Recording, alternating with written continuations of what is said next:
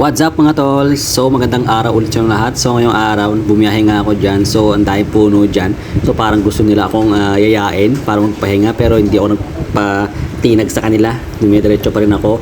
Naghanap ako ng booking dyan mga tol. Walang pumapasok dyan sa akin. So hanggang sa naisipan ko na magpahinga muna saglit tapos sprayin yung helmet. Bumaba muna ako. Magsilong muna ako tapos linisin ko yung helmet ko.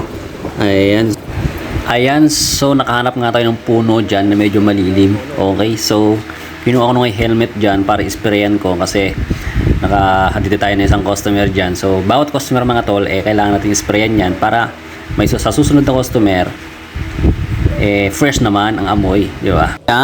Ayan mga tol, so sa TikTok ko nga pala nabili yan. So kung gusto niyo mag-check out, merong link dyan sa comment section. Ilagay ko na lang para hindi na kayo mahirapan mag-check out ng ating helmet sprayer. Ayan, napaka-bango niyan mga tol. So, check out na kayo.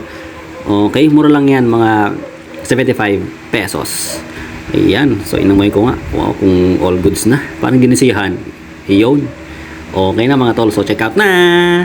Alright, safe everyone mga tol.